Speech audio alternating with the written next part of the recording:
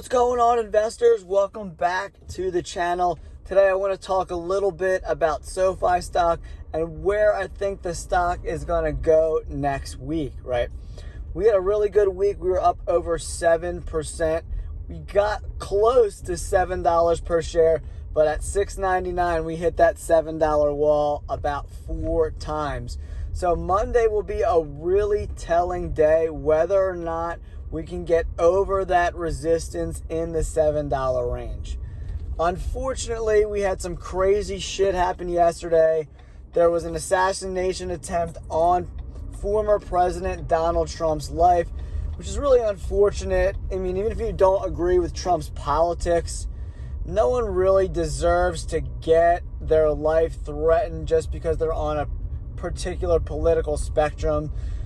I'm more of a moderate. I don't really consider myself a Democrat or a Republican. I think most people kind of fall in that moderate range. I just think it's crazy to be put in 2 baskets and you're either this guy or you're that guy. I think that's incredibly stupid. I think most people just want to be able to have a good job, make good money, provide for their family, and just kind of live in peace, man. I'm a live and let live kind of guy. As long as you're not hurting anybody, I don't really give 2 shits what you're doing with your life. Socially, I'm pretty liberal. I don't really care what you do as long as you're not messing with anybody. But financially, I'm a little more conservative. But I just think this whole situation is just bad for America in general. And I think this really proves that Donald Trump and Joe Biden both don't really deserve to be anywhere near the presidency. I think America would be able to move forward a lot better if both of these guys just kind of step back and let the political process kind of take place. This whole thing is really sad. It actually happened in my home state. I'm originally from Pennsylvania, and apparently it was a 20-year-old kid. So I don't want to hear any more of the finger pointing. Like, the liberals and the Democrats didn't hire some crazy 20-year-old to try to assassinate Donald Trump. Guys, that just didn't happen. This whole thing is just insane and crazy, and everyone needs to take a step back. Stop pointing fingers at everyone and have a little bit more compassion for people that's views are a little different than yours.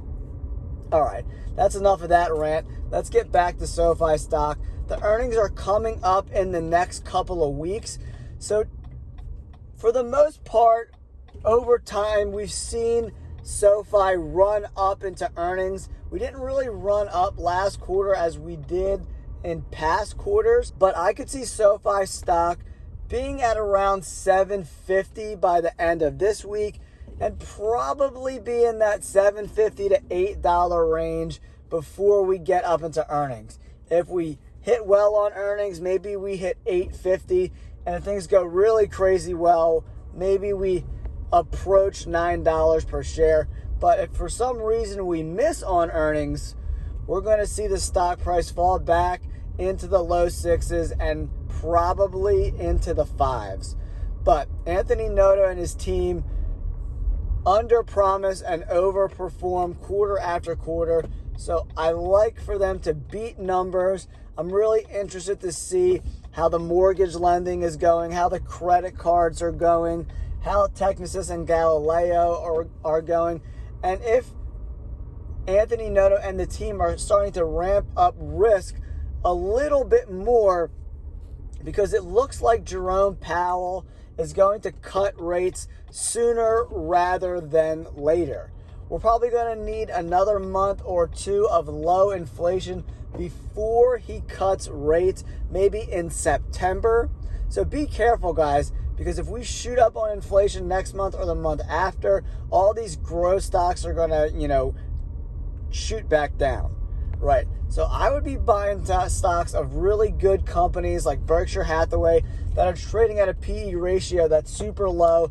The S&P 500 is trading over a 20 PE right now, guys. And a stock like Berkshire Hathaway is only trading at the 12 PE ratio, right?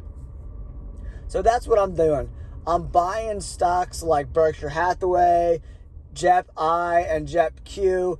They are some of my favorite dividend players right now. I'm definitely being a little more conservative for the time being. But if inflation continues to go down, all the real estate stocks like Realty Income, Open Door, stocks like that, we're going to really see them run up probably for the rest of the year as rates continue to come down.